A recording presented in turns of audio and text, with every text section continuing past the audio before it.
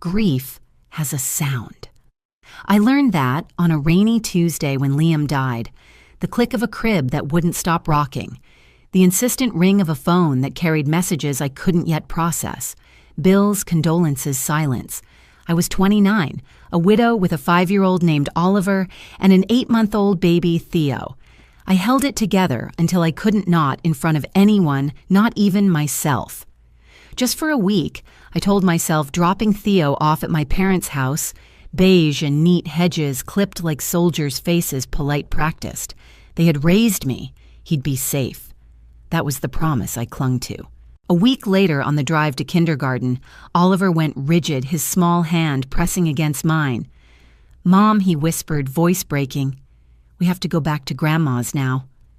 I swallowed hard, my heart already sprinting. We turned around, walked the last half block in silence as though the world had dimmed to gray.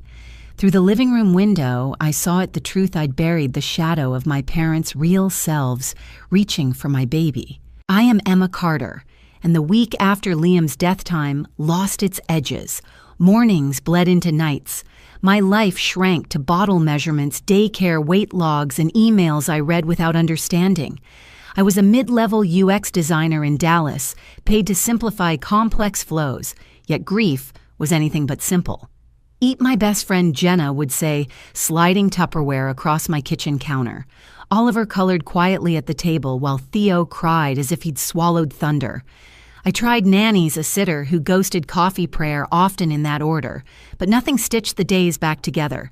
Deadlines passed, dishes rotted, bills reminded me love does not extend the due date. My parents, Robert and Evelyn Whitman, lived 30 minutes away in a subdivision where mailboxes matched, and the HOA newsletter included Sudoku. Their house was perfect in the way that keeps you small, quiet, meant respect, tears meant manipulation. On the phone, Evelyn's voice was warm as tea. "Let us take Theo during the day. Oliver can come after school. Routine is good for children. You were perfect on a routine." Perfect. Perfect. That word stuck like a splinter under my skin. I remembered straight picture frames, chore charts laminated like laws, and the subtle terror of walking barefoot through rules that seemed reasonable until you understood them. Memory has a way of sanding down edges until survival feels ordinary. The first few days went smoothly. Updates on Theo's nap times, meals, milestones, photos of him wrapped in a knit blanket. Oliver came home quiet, which I misread as peace, but small signs gathered like lint. Theo startled at closing cupboards. Oliver flinched at thermostat clicks. At pickup, Evelyn pressed her hand to my shoulder a moment too long, whispering, "Don't wake the baby," as if sound itself were a sin. That night, Oliver whispered over his mac and cheese, "Grandpa says babies cry to win." Win what I asked. "The quiet game," he said. Laughter rose, brittle, hollow. Later, Theo jolted awake at 2 a.m., screaming as if the dark had pinched him. I sat on the floor between their beds, staring at the wall until morning, feeling grief as something I could neither name nor outrun. By Monday, a bruise bloomed faint on Theo's arm. Daycare toys, Evelyn suggested. Even though Theo wasn't in daycare, she smiled a slow, practiced curve of sweetness. "Isn't that adorable, adorable?" The word tasted like metal. Later that week, Oliver wet the bed for the first time in 2 years, his eyes wide with fear. "We don't talk loud at Grandma's," he said. And then the memory came rushing back, the closets, the silences, the quiet that punished. I realized then I had given them the keys to my children, and something in their house had never changed. The next morning, I drove to my parents' house like a ghost moving through a city that hadn't noticed my grief. Evelyn took Theo with her usual slow, practiced smile, and Robert murmured, "Routine," like a benediction.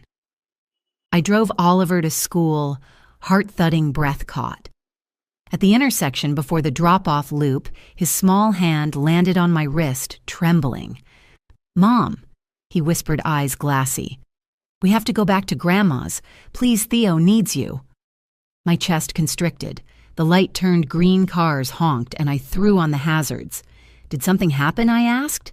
"No and yes at once. Just go." I didn't have a plan, only a primal certainty. I turned the car around, fear blooming like ink in water. Oliver guided me 2 houses down. "Stop here. We can walk." The hedges were clipped into perfect alignment, the front door closed. Through the living room window, a curtain gaped just wide enough for the truth to slip out. Theo's high, frantic cries reached me first. Robert's voice low and serrated. "Quiet, quiet. Do you want the dark room?" My body froze hot and cold at once. Evelyn stood by the couch holding Theo, not gently restraining him under the armpits and shaking him in short, angry jolts. His head snapped back and forth, terrified, while she said, "He does this for attention. We don't reward it." Robert stepped closer. "You don't win here." Oliver bit my palm, eyes wide. "See, I told you," he hissed through tears. Something inside me tore loose a cord that had muted my childhood memories for decades. I saw myself at 5, 7, 10, the scoldings wrapped in smiles, the closet that smelled of pine, copper, and fear. I didn't knock. I didn't hesitate. I ran. The door hit the wall with a bang that made Evelyn flinch. Robert turned eyes flat as if I were a neighbor selling candy bars.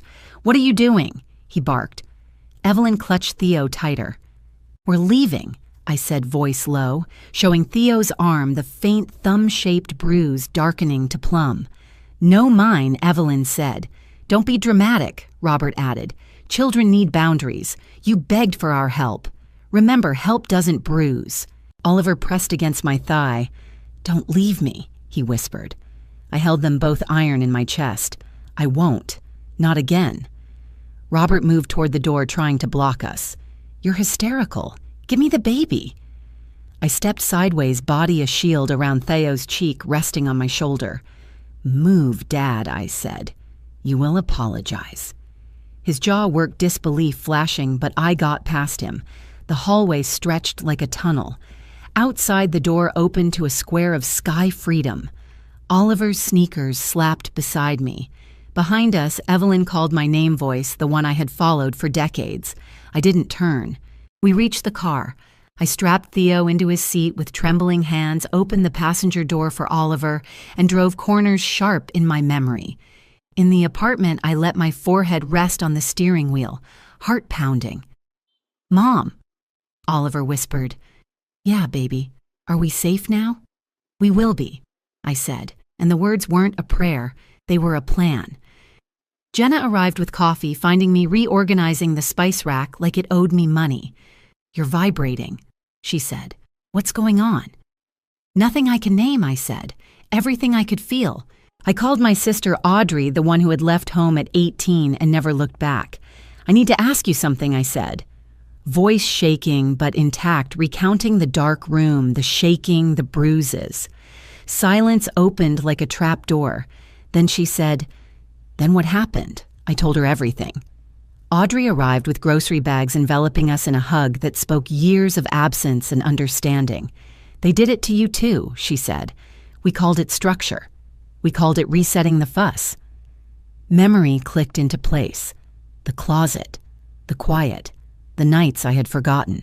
Jenna arrived quiet listening. "We document," she said. "We call the pediatrician a trauma therapist for Oliver. And you stop explaining their behavior as help."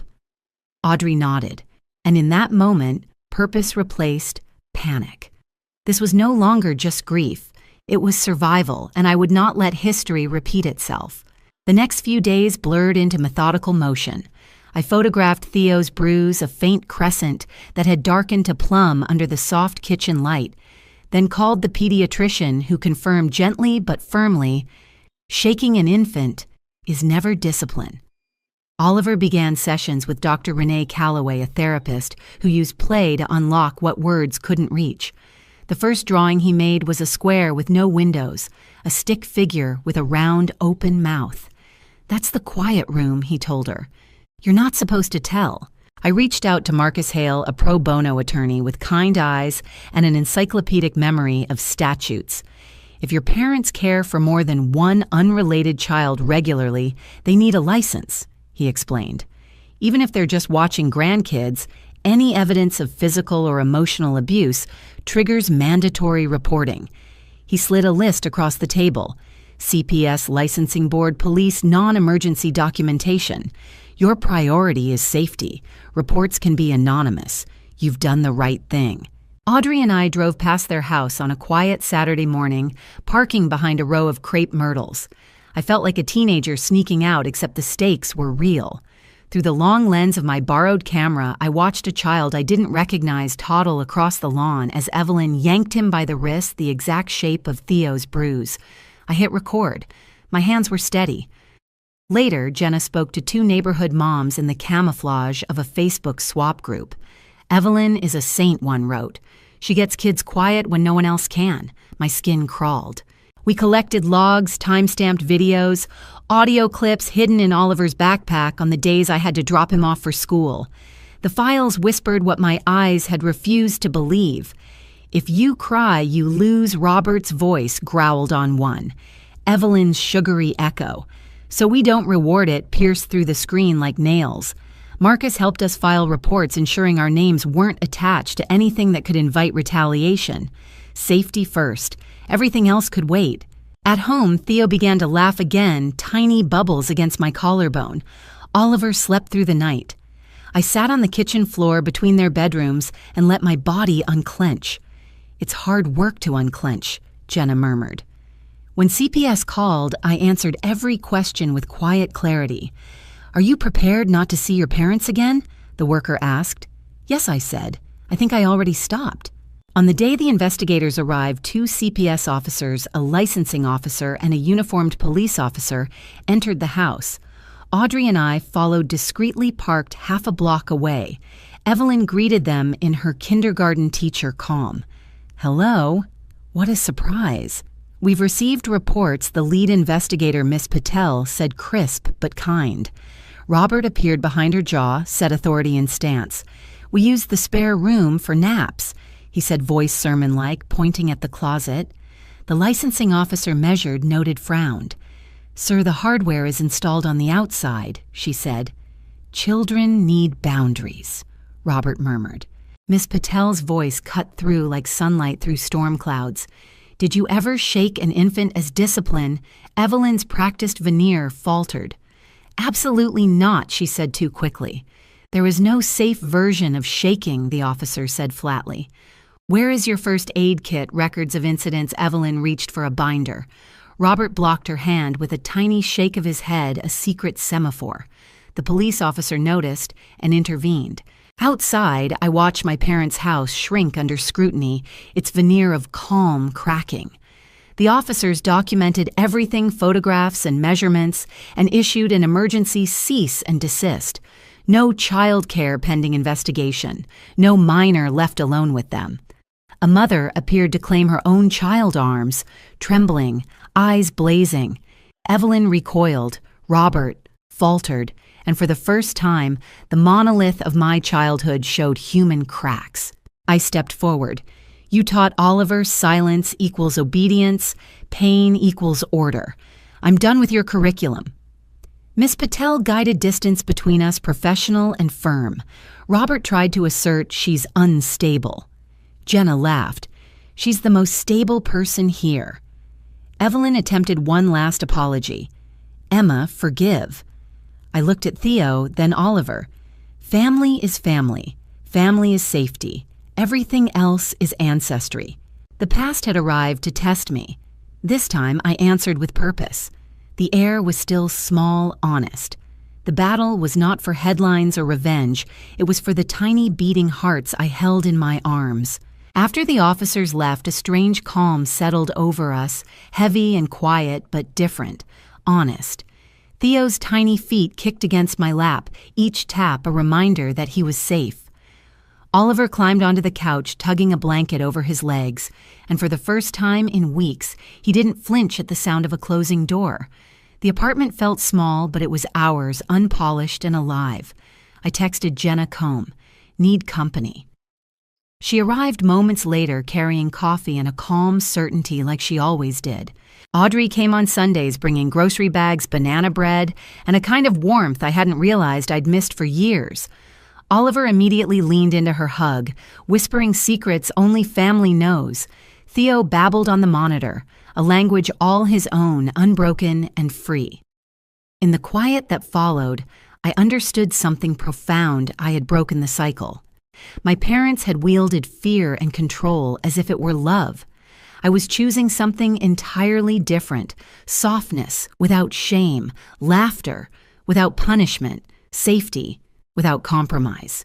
We began rebuilding slowly. Oliver's therapy sessions became a sacred space, a place where his body could speak before words, where the square with no windows transformed into drawings of playgrounds, spaces full of laughter and life. "Where do you feel safe?" Dr. Calloway asked one day. Oliver placed a small hand over his chest. "Here," he said. I traced my fingers over his, letting him know that our home, our space, our arms were the only answer he would ever need. I started EMDR with Dr. Patel, learning to unpack memory in pieces. I could manage to name things I had buried too deep, gaslighting intermittent reinforcement trauma conditioning. Naming them made them powerless. They were no longer invisible, no longer able to infect the present. Every day, the boys and I discovered tiny victories. Theo learning that grass could tickle his hands. Oliver realizing that laughing was not only allowed, but encouraged. Laughter became winning tears, became messages, and silence became a choice, not a weapon. Even in grief, life returned in color. We spent Saturday mornings at the park, Theo kicking a soccer ball awkwardly as if pedaling from another planet, Oliver running alongside, free to shout, free to stumble, free to be exactly who he was. I watched them, a slow grin spreading across my face, and thought, this is what breaking the cycle looks like.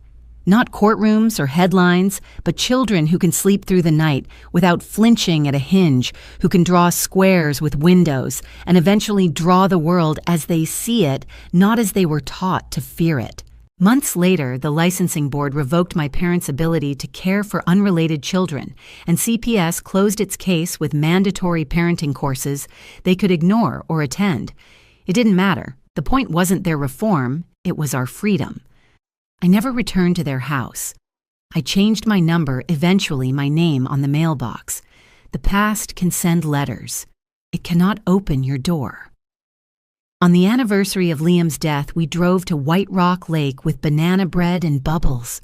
Oliver held a shimmer in his hands, blowing it toward the sky. Theo clapped, giggling as the wind caught the bubbles and sent them swirling like light.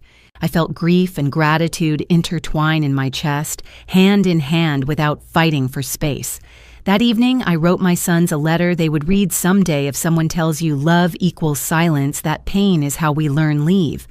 If your body says, run, run. If your mind says, name it, name it. I signed it with all our names, mine, theirs, and Liam's, because family is a circle you draw, not a trap you inherit. Oliver paused in the doorway. "Serious, Mom?" he asked, eyes wide and earnest. "Thank you for going back that day," he said. I swallowed hard.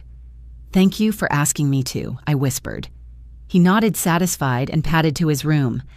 Theo babbled a language of the future while I finally let myself breathe. In the quiet that followed, good quiet, I understood I am not fragile for feeling.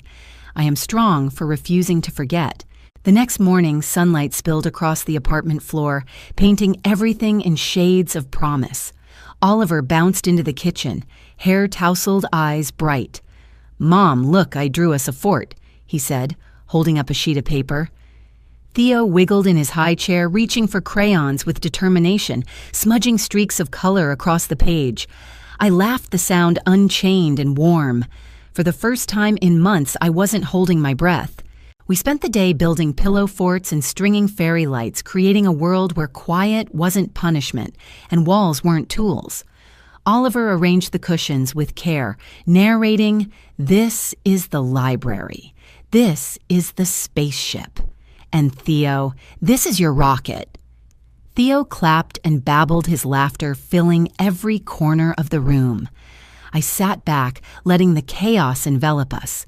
The apartment was small, cluttered, and real, and ours. Over the next weeks, life settled into rhythms we could trust.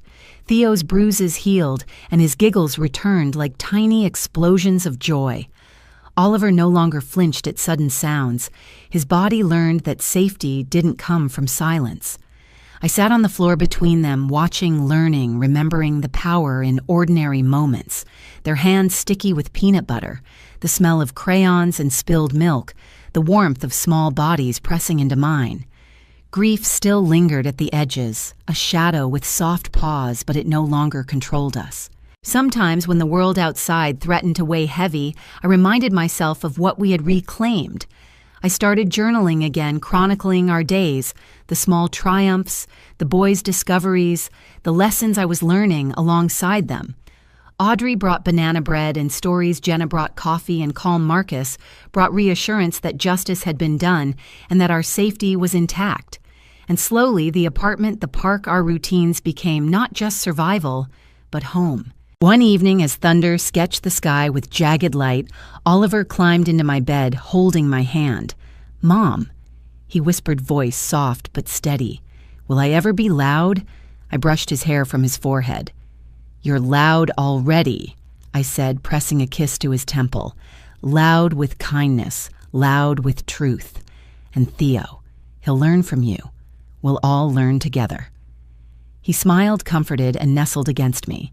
Theo babbled in the monitor, a tiny chorus of possibility. I realized then that breaking cycles wasn't about punishment or retaliation. It wasn't about courtrooms or headlines or proving anyone wrong.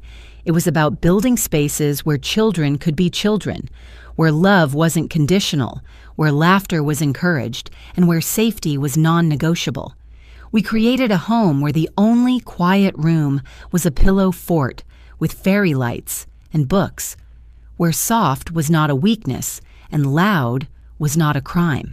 I understood something my parents never allowed me to believe. Strength lies not in enduring silence, but in refusing to let fear dictate your life. And so when the past knocks, I look through the peephole, recognize the face, and choose not to open. There is work to do, lunches, to pack drawings, to tape to the fridge, laughter, to practice a home to tend. And every day I remind my sons that they are safe, seen, and free.